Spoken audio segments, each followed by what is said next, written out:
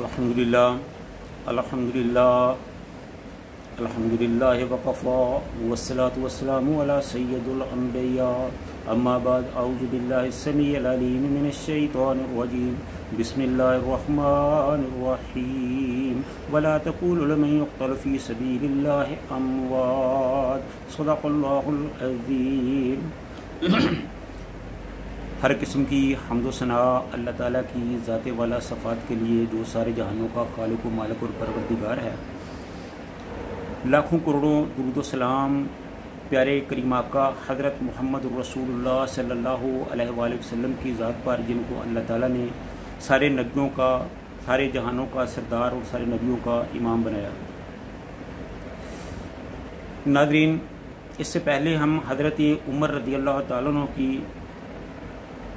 फ़जीलत, उनकी शान, उनके दर्जात, उनकी खिलाफत, उनकी फतूहात के हवाले से कुछ गुफ्तगू कर चुके हैं और आज हम इसी हवाले से उनकी शहादत के हवाले से कुछ गुफ्तगू करेंगे और हम कोशिश करेंगे कि हम जो भी गुफ्तगू करें वो सिर्फ़ उनकी शहादत के हवाले से ही करें, ताकि मज़मून फिर तवील ना हो सके, अपने मौजू से बाहर ना निकल सके और जल्द ही इसको हम कवर कर लें। तो हज़रत उमर रज़ी अल्लाह ताला अन्हु की शहादत का पस मंज़र कुछ इस तरह है कि मदीना में मुगीरा बिन शुबा का एक नसरानी बल्कि मौजूसी ग़ुलाम जिसका नाम फ़िरोज़ था और अबू लोलो उसकी कुनियत थी, वो एक रोज़ बाज़ार में फ़ारूक़ आज़म को मिला और शिकायत की कि अमीरुल मोमिनीन, मेरा आका मुगीरा बिन शुबा मुझसे काम बहुत ज़्यादा लेता है और उसका जो मुआवज़ा है वो बहुत कम देता है। हज़रत फ़ारूक़ आज़म रज़ी अल्लाह ताला अन्हु ने पूछा कि भी वो आपका आका कौन है? तो उसने कहा कि मुगीरा बिन शुबा है। आपने पूछा कि तुम कौन सा काम करते हो? तो उन्होंने बताया कि मैं 2-3 काम बताए। तो उन्होंने कहा कि मैं चक्कियाँ भी बनाता हूँ। तो हज़रत फ़ारूक़ आज़म रज़ी अल्लाह ताला अन्हु ने कहा कि ए अबू लोलो, जो तुमने काम बताया है उसके हिसाब से जो तुमसे वो ले रहा है, मसूल ले रहा है, वो कोई ज़्यादा नहीं है। तो इस जवाब से वो बहुत मायूस हुआ और मायूस होकर गुस्से में चल दिया। तो हज़रत फ़ारूक़ आज़म रज़ी अल्लाह ताला उन्होंने उनसे पूछा कि ए अबू लोलो, जो तुम चक्कियों का काम करते हो, एक चक्की मुझे भी बना दो। तो उसने उसी गुस्से के अंदाज में कहा कि हाँ, मैं आपको ऐसी चक्की बना के दूँगा जिसकी आवाज़ मशरिक़ व मग़रिब में तमाम लोग सुनेंगे। वो ये कहकर चला जाता है और हज़रत उमर रज़ी अल्लाह ताला अन्हु फरमाते हैं कि ये शख्स मुझे धमकी देकर गया है। तो चनाचे वो वहाँ से चला जाता है और वहाँ एक चंद दिन के बाद ही एक वाक़या पेश आता है कि हज़रत अब्दुर्रहमान बिन अबी बकर रज़ी अल्लाह ताला अन्हु देखते हैं कि यही अबू लोलो फ़िरोज़, हुरमज़ान नामी एक आदमी था जो ईरान फ़तह कादसिया के बाद इधर मदीना में आकर हज़रत उमर की इजाज़त से मदीना में रह रहा था। उसके पास वो बैठा और उसके साथ एक तो और मजूसी भी मौजूद थे। तो जब हज़रत अब्दुर्रहमान बिन अबी बकर वहाँ से उनके करीब आए तो उनको देखकर अबू लोलो फ़िरोज़ वहाँ से उठ खड़ा हुआ और जाने लगा और इसी असना में उसके हाथ से एक खंजर था वो गिरा और उसने वो जल्दी से खंजर उठाया और उसको पकड़ लिया और वहाँ से चलता बना। और हज़रत अब्दुर्रहमान बिन अबी बकर ने इस सारे मामले को अपनी आंखों से देखा, लेकिन उसके दिल में कोई किसी किस्म का कोई शुबा वगैरह ना बना। उसे एक मामूल की कार्रवाई समझकर उसे इग्नोर कर दिया। तो जब थोड़े दिन गुजरे तो एक दिन सुबह की नमाज के बाद जब हज़रत उमर रज़ी अल्लाह ताला अन्हु नमाज फ़जर पढ़ाने के लिए मस्जिद में तशरीफ़ लाए तो उनके आने से पहले ही अबू लोलो फ़िरोज़ जो था وہ ممبر کے پیچھے آ کر چھپ گیا اور وہاں چھپا رہا۔ حضرت عمر رضی اللہ تعالیٰ عنہ جب نماز کے لیے کھڑے ہوئے، امامت شروع کی، نماز فجر جو تھی وہ شروع ہوئی، تو اس نے اچانک وہاں سے ممبر کے پیچھے سے نکل کر حضرت عمر رضی اللہ تعالیٰ عنہ پر ان خنجروں سے وار کر دیا، اور ایک دو وار جو تھے وہ ان کے زیر ناف لگے، جن کی وجہ سے وہ بہت ہی جان لیوا تھے، وہ جانبر نہ ہو سکے۔ تو حضرت عمر رضی اللہ تعالیٰ عنہ نے حضرت عبد الرحمن بن عوف رضی اللہ تعالیٰ عنہ کو پکڑ کر اپنی جگہ پہ کھڑا کیا اور خود زخموں کی وجہ سے گر پڑے۔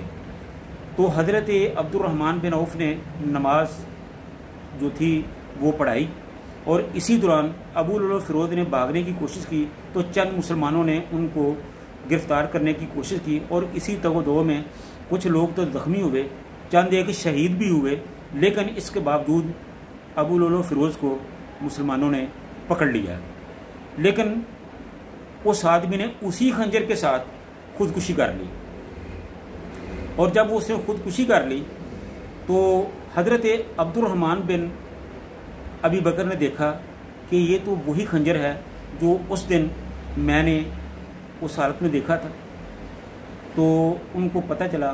پھر اس نے حضرت عبد الرحمن بن عوف نے یہ بات اور لوگوں سے بھی کی، تو اتفاق سے حضرت عمر رضی اللہ تعالیٰ عنہ کے ایک بیٹے تھے عبید اللہ بن عمر، جب ان سے یہ بات ان کے سامنے ہوئی تو انہوں نے غصے اور طیش میں آ کر ہرمزان پر اچانک ہی جا کر حملہ کر دیا اور اس کو قتل کر دیا، اور قریب تھا کہ جو ان کے ساتھ دوسرے لوگ تھے وہ ان کو بھی قتل کر دیتے، لیکن حضرت سعد بن ابی وقاص نے آگے بڑھ کر ان کو جلدی سے پکڑ لیا اور ان کو باندھ دیا تاکہ کوئی مزید کارروائی نہ ہو سکے۔ تو اس طرح یہ واقعہ بھی بہرحال پیش آیا۔ تو جب یہ سارا سلسلہ پیش آیا، یہ واقعہ بنا، تو اس وقت حضرت عمر رضی اللہ تعالیٰ عنہ کو زخمی حالت میں ان کے گھر لے جایا گیا۔ تو جب زخمی حالت میں ان کو وہاں ان کے گھر لے جایا گیا تو انہوں نے ہوش میں آتے ہی سب سے پہلے یہ پوچھا کہ میرا قاتل کون تھا، مجھ پر حملہ کرنے والا کون تھا؟ تو لوگوں نے کہا کہ ابو لؤلؤ فیروز مجوسی تھا۔ تو آپ نے فرمایا کہ الحمدللہ، اللہ کا شکر ہے کہ میرا قاتل کوئی مسلمان نہیں، اور وہ ایسا شخص تھا جس نے کبھی اللہ کے سامنے ایک سجدہ بھی نہیں کیا۔ اس کے بعد طبیب کو بلایا گیا، طبیب نے آ کر حضرت عمر رضی اللہ تعالیٰ عنہ کو نبیذ پلایا۔ وہ ایک خاص قسم کا دودھ ہوتا ہے جس میں طاقت کی چیزیں ملائی جاتی ہیں، دوائیاں بھی ملائی جاتی ہیں۔ تو وہ جب ان کو دودھ دیا گیا تو وہ ان کے زخموں کے راستے باہر آ گیا۔ تو ایسی صورتحال دیکھ کر لوگ جو تھے وہ ان کی زندگی سے مایوس ہو گئے، ان کو پتہ چل گیا کہ اب معاملہ ختم ہونے والا ہے۔ تو اس طرح حضرت عمر رضی اللہ تعالیٰ عنہ شدید زخمی حالت میں ان کا علاج جو تھا وہ ہوتا رہا۔ تو لوگوں نے کہا کہ جس طرح حضرت ابوبکر صدیق رضی اللہ تعالیٰ عنہ نے آپ کو اپنا جانشین مقرر فرمایا دیا تھا، اسی طرح آپ بھی کسی کو اپنا جانشین مقرر فرما دیں۔ تو آپ نے سیدنا عبد الرحمن بن عوف رضی اللہ تعالیٰ عنہ، سعد بن ابی وقاص، سیدنا زبیر بن عوام، حضرت علی رضی اللہ تعالیٰ عنہ اور حضرت عثمان بن عفان رضی اللہ تعالیٰ عنہ کو طلب فرمایا۔ اور جو حضرت طلحہ رضی اللہ تعالیٰ عنہ ہے وہ مدینہ میں تشریف نہ رکھتے تھے، لیکن جو 5 افراد تھے وہ وہاں آ گئے۔ تو ان سے مخاطب ہو کر فرمایا کہ 3 روز تک طلحہ کا انتظار کرنا، اگر وہ 3 روز تک آ جائیں تو ان کو بھی اپنی جماعت میں شامل کرنا، اور 3 روز تک نہ آئیں تو پھر تم 5 آدمی ہی مشورہ کر کے اپنے آپ میں سے کسی ایک کو اپنا امیر بنا لینا۔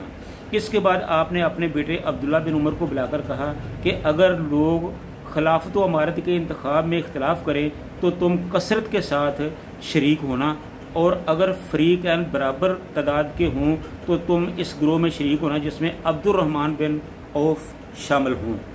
یہ کتنی دانائی اور بڑائی کی باتیں ہیں جو حضرت عمر رضی اللہ تعالیٰ عنہ بتا رہے ہیں. وہ اس لیے بتا رہے ہیں کہ یہ مسلمانوں کے مستقبل کا مسئلہ تھا. پھر حضرت ابو طلحہ انصاری اور مقداد بن اسود کو بلا کر حکم دیا کہ جب یہ لوگ خلیفہ کے تقرر اور انتخاب کی غرض سے ایک جگہ مشورہ کے لیے جمع ہوں تو تم دونوں دروازے پر کھڑے رہنا اور کسی کو ان کے پاس نہ جانے دینا جب تک یہ مشورے سے فارغ نہ ہو جائے.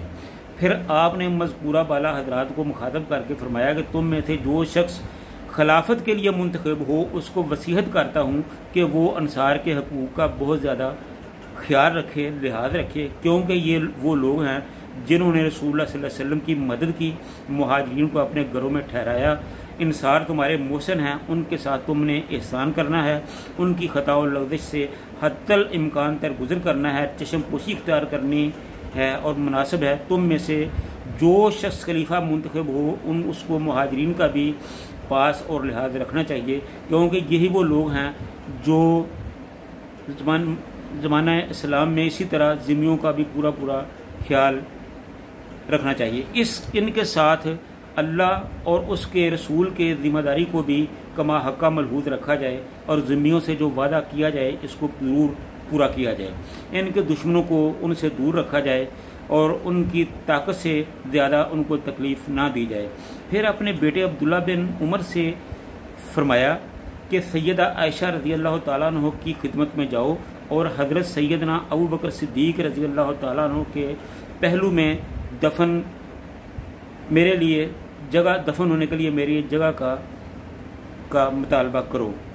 وہ حضرت سیدنا عائشہ رضی اللہ تعالیٰ عنہ کی خدمت میں حاضر ہوئے اور فاروق اعظم کی التجا پیش کی. سیدہ عائشہ نے فرمایا کہ یہ جگہ میں نے اپنے لیے تجویز کی تھی، لیکن اب میں عمر کو اپنی ذات پر ترجیح دیتی ہوں، ان کو ضرور اس جگہ دفن کیا جائے. یہ خبر جب سیدنا عبداللہ نے عمر فاروق رضی اللہ تعالیٰ عنہ کو سنائی تو وہ بہت زیادہ خوش ہوئے اور فرمایا کہ میری سب سے بڑی آرزو جو تھی وہ پوری ہوئی. تو اس طرح آپ 4 شنبہ 27 ذی الحجہ کو زخمی ہوئے اور 1 محرم کو ہفتہ کے دن فوت ہو کر مدفون ہوئے. 10.5 برس خلافت کی نماز جنازہ سیدنا صہیب رضی اللہ تعالیٰ عنہ نے پڑھائی. سیدنا عثمان، حضرت سیدنا علی، سیدنا زبیر، سیدنا عبد الرحمن بن عوف اور سیدنا عبداللہ بن عمر نے آپ حضرت فاروق رضی اللہ تعالیٰ عنہ کو قبر میں اتارا. آسمان تیری لحد پہ شبنم آفشانی کرے. اللہ تعالیٰ ہم سب کو ان کے نقشے قدم پر چلنے کی توفیق عطا فرمائے.